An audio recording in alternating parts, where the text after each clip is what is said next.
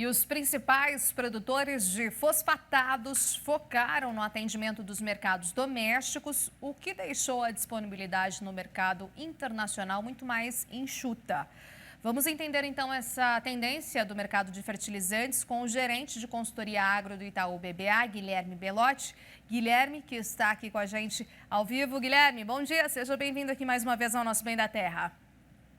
Bom dia, Renata. É sempre um prazer estar aqui com vocês. Prazer é sempre nosso. Guilherme, minha primeira questão, vamos dividir então em fosfatados, nitrogenados e os potássicos também. Começamos pelos fosfatados e a gente sabe da importância aí no segmento dos fertilizantes, ou seja, há uma questão também de principais regiões, países produtores estarem atendendo muito mais os olhos voltados ao mercado seu, doméstico, né? Ou seja, há uma pressão sim de oferta no mercado internacional e com isso os preços seguem em elevação. Explique esse cenário e, claro, e a gente tem que trazer aqui Estados Unidos e Rússia também na questão de taxação e outras questões que acabam permeando aí o nosso mercado internacional.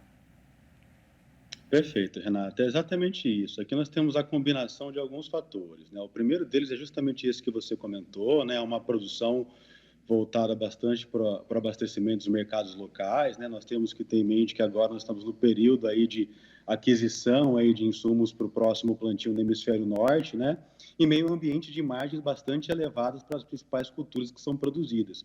E isso por si só faz com que a demanda aumentasse de maneira bastante significativa, né? E isso ajuda nesse aumento dos preços. E o tempero adicional para tudo isso é que no mercado norte-americano especificamente, né, com a possibilidade de um aumento de tarifas para importação de produtos marroquinos e russos, né, isso acelerou ainda mais essa demanda, essa antecipação das aquisições e acabou contribuindo para que os preços dos fosfatados aí subissem de maneira bastante relevante, né? Se nós pegarmos, por exemplo, os preços do MAP, eles estão quase que 80% superiores ao que era observado no mesmo período do ano passado.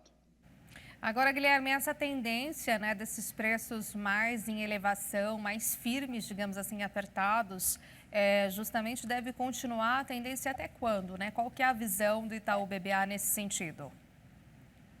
Por mais que nós esperemos que após essa aceleração das aquisições para o plantio no hemisfério norte, os preços possam arrefecer um pouquinho, né? Mas quando nós olhamos para frente, a expectativa é de preços ainda bem acima do que foram observados nos anos anteriores, né? Nós tínhamos aqui níveis de relação de troca que foram bastante positivos do ponto de vista histórico. Em algum momento isso caminharia para um equilíbrio, né? Para um equilíbrio de longo prazo e aparentemente é isso que nós estamos voltando a visualizar agora. Perfeito. No caso dos nitrogenados, a gente tem visto também uma pressão aí mais altista, né, sobre os preços. Quais são os fundamentos que têm levado e elevado aí toda essa situação?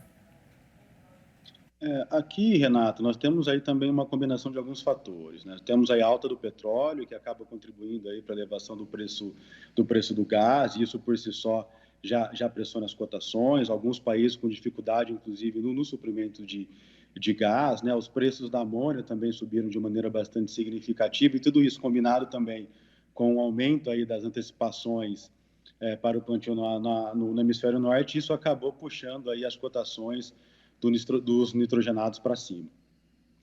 Perfeito. É uma tendência também que, mesmo assim como os fosfatados que você nos colocou, que deve continuar por enquanto aí pelos próximos meses de tendência e de alta com os nitrogenados no mesmo sentido, Guilherme? Perfeito. O sentido é o mesmo para todos os macronutrientes aqui, né? Acho que nós temos uma pressão aí de demanda bastante aquecida aí na grande maioria dos países produtores e isso combinado com o aumento dos custos de produção, isso tem puxado aí os preços para cima e deve sustentar em patamares elevados ao longo do ano. Em relação aos potássicos também, né? Como você nos colocou, e aí eu gostaria que você trouxesse também alguns fundamentos mais específicos para esse, no caso, né? Para esse segmento dentro dos fertilizantes. Perfeito, exatamente. A história é muito parecida, Renata. É claro que no caso dos potássicos, até agora nós vimos aí um crescimento, um aumento de preços inferior ao dos outros macronutrientes, mas ainda assim, olhando para frente, né, a expectativa é que é que os preços sigam bastante firmes, né? A gente tem até observado aqui no Brasil uma certa antecipação das negociações dos potássicos, tendo em vista aí esse provável aumento de preço aí ao longo dos próximos meses. Quer dizer, o produtor ele tem que se organizar sim, né, para realmente se ajustar ali nesse termômetro e ver essa relação, ainda que mesmo sendo de tendência de alta, no momento onde há esse favorecimento, né, essa troca mais favorável, a relação de troca e, claro, aí o produtor tem que fazer conta sempre. Obrigada, viu, Guilherme, por trazer aí a tendência de mercado dos fertilizantes, em especial, divididos aqui todos os macronutrientes na nossa edição de hoje. Um excelente dia. Um excelente dia, Renata. É um prazer. Obrigado. Tchau, tchau.